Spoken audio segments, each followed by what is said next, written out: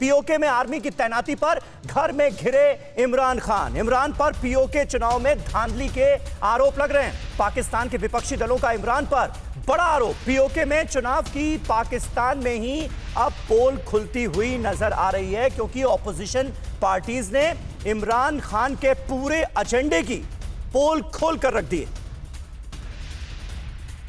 और इस वक्त हमारे सहयोगी मनीष झा हमारे साथ जुड़ चुके हैं। मनीष, ये बताइए कि पीओके जो है, ये पाक ऑक्युपाइड कश्मीर जो है, किस तरह से इस इलाके पर अवैध कब्जा है पाकिस्तान का, ये दुनिया जानती है। भारत साफ तौर पर यह कह चुका है कि पीओके हमारा अभिन्न अंग है, हम इसे लेकर रहेंगे। इससे पहले गिलगिट बाल्टिस्तान में जब चुनाव हुए तो हमने ऐतराज जताया। आज पीओके में जब चुनाव हो रहे हैं तो उस पर हिंदुस्तान की हुकूमत का रुख क्या है? देखिए, हिंदुस्तान की हुकूमत या हिंदुस्तान की जनता या कहें हिंदुस्तान की संसद, सबका एक मत यह है कि पाक अधिकृत कश्मीर भारत का अभिन्न अंग है और देर सवेर वो भारत के साथ शामिल होगा। और इसी वजह से भारत की संसद हो या जम्मू कश्मीर की जो विधानसभा थी उसमें पीओके के लिए हम सीटें रखते हैं। लेकिन यहाँ बात यह है कि पाकिस्तान के प्रधानमंत्री दरअसल लोकतंत्र का एक झूठा सा ढोंग इस मायने में करते हैं। वैसे तो पाकिस्तान और लोकतंत्र के बीच में नॉर्थ पोल और साउथ पोल का रिश्ता है, सही बात। लेकिन यहाँ पर आपको याद होगा कि जब पाकिस्तान के प्रधानमंत्री ने यह कहा था कि पाकिस्तान के 4 टुकड़े करना चाहता है भारत, और वो 4 टुकड़े कौन है, तो पाकिस्तान के 4 राज्य हैं, सिंध, बलूचिस्तान, खैबर पख्तूनवा और पंजाब। तो उनको डर था कि ये 4 राज्य टुकड़े अलग अलग हो सकते हैं। वैसी स्थिति में उन्होंने पीओके में चुनाव का एक नया ड्रामा शुरू किया है।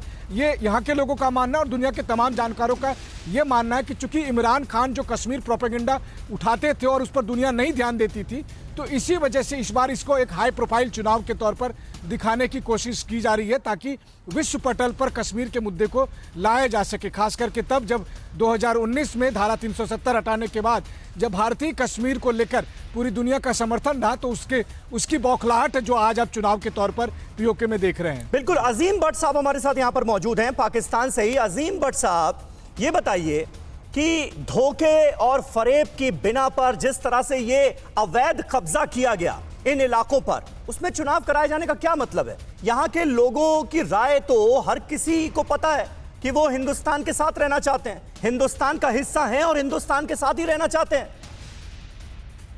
अच्छा, बहुत शुक्रिया समीर आपका। और मैं आपके सवाल से एग्री हूं, लेकिन आपने जो दिमाग में इसका जवाब सोचा हुआ है उससे एग्री नहीं हूं। बिल्कुल लोगों को पता है कि आजाद कश्मीर किसका हिस्सा है और जम्मू कश्मीर किसका हिस्सा है और वहां के लोग किसके साथ रहना चाहते हैं। यहाँ पर मरियम नवाज ने, इमरान खान ने और हमारे दीगर पॉलिटिशियंस ने जलसे किए हैं। वहां पर हजारों की तादाद में लोग जो है उनके जलसों में मौजूद थे, क्योंकि इस चीज का जो है वो वादे सबूत है कि अवाम का रहना चाहते हैं। और दूसरी तरफ मैं आपको ये कहूंगा कि हम जो है वो नरेंद्र मोदी जैसे लोग नहीं है। मरियम नवाज ने जितने लोग इकट्ठे किए ना एजेके में, आप अपने श्रीनगर में मोदी साहब को कहेंगे उसने बंदे इकट्ठे करके दिखाएं। अजीम भट्ट साहब, छोड़िए ना प्रधानमंत्री नरेंद्र मोदी का जिक्र छोड़िए। ये बताइए कि ये तो मुकाबला जो है वो झूठ और सच का है ना। किस तरह से फरेब हुआ, किस तरह से धोखा हुआ, किस तरह से कब्जा हुआ, ये तो दुनिया जानती है। आप भी वाकिफ होंगे क्योंकि आप अपने आप को जर्नलिस्ट कह रहे हैं। 1948 की यूएन की रेजोल्यूशन दुनिया जानती है। दुनिया ये जानती है कि 31 अक्टूबर 1947 की तारीख आपको याद है या नहीं है? 1948 पर बाद में जाते हैं हम। 31 अक्टूबर 1947 का जिक्र करते हैं। अजीम भट्ट 31 अक्टूबर 1947 का जिक्र करते हैं ना, 1948 पर बाद में जाते हैं। जम्मू कश्मीर में भी और आजाद कश्मीर में भी यूएन समेत दुनिया के वॉचडॉग्स को बुला लेंगे, दुनिया के मीडिया को बुला लेंगे, रेफरेंडम करवा लेते हैं। आप भी करवा लें, हम भी करवा लेते हैं। आप लोग भागते क्यों हैं फिर? अजीम भट्ट 31 अक्टूबर 1947 को क्या हुआ? महाराजा हरि सिंह ने विलय की मंजूरी दी और उसके 21 दिन बाद किस तरह से धोखे से पाकिस्तान ने कब्जा किया इन इलाकों पर। इससे कोई इस फैक्ट को झुठला सकता है क्या?